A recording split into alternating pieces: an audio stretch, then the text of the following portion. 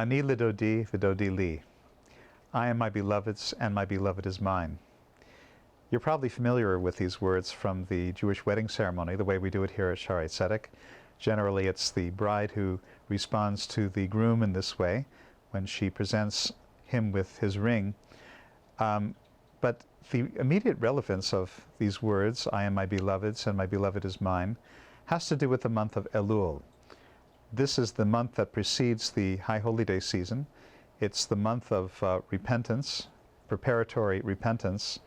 And the rabbis characterize this month by saying it's the month of Ani lidodi vidodi li. If you take the first letters of each of those words, it spells out Elul. So the name of the month is a clue as to what we should be doing in this month of preparing for the High Holy Days. And interestingly enough, it's not repentance in the way that we understand that word in English. Repenting, it sounds harsh, it sounds cruel, it doesn't sound like very much fun. Certainly it doesn't sound like a joy. But Ani lidodi vidodi li, I am my beloved's and my beloved is mine. I think this is something that just about anyone can understand in human relationships.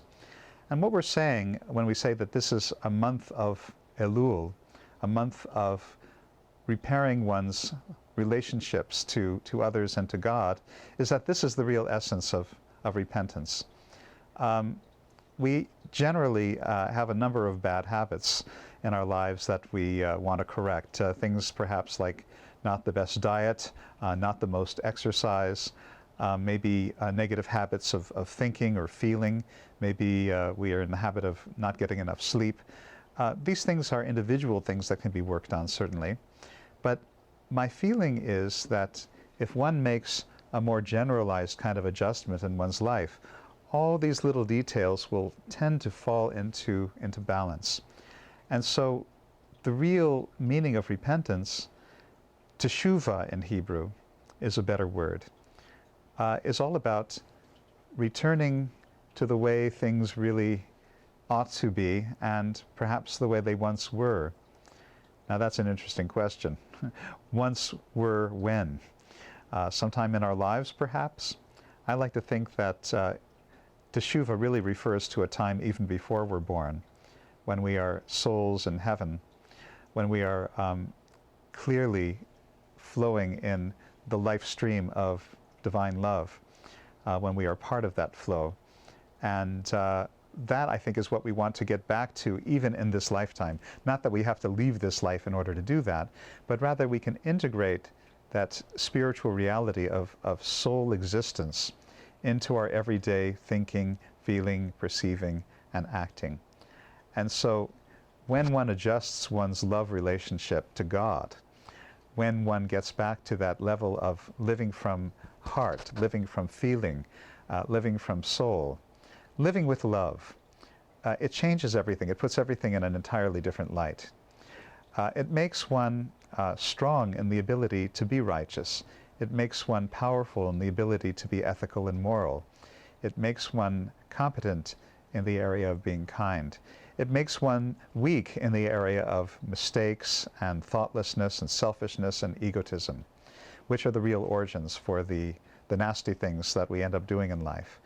So by doing one great thing, it's possible to simultaneously accomplish many smaller things, including things like adequate sleep, rest, diet, all these little things that constantly go wrong in our lives.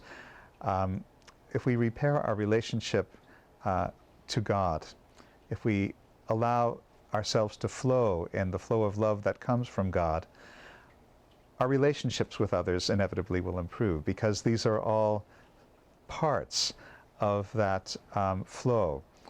God, I would think, is emitting and exuding more love than we can possibly imagine. He is loving this entire creation into being at all times and places. We are part of that.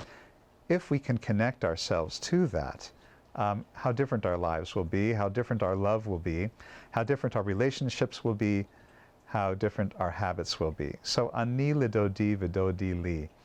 I am my beloved's, I am God's beloved one, and my beloved one is mine. God is also mine.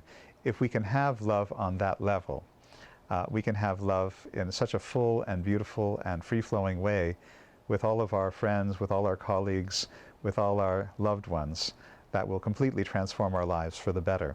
And of course, when individuals work on their lives in this way, collectively, there's a great effect as well. This is the way we can individually work towards harmony and wholeness and peace in the world. So I want to wish you all a joyful month of Elul, a joyful process of Ani Lidodi Vidodi Li, in which you become God's beloved one and God becomes yours. Have a wonderful week and Shabbat Shalom.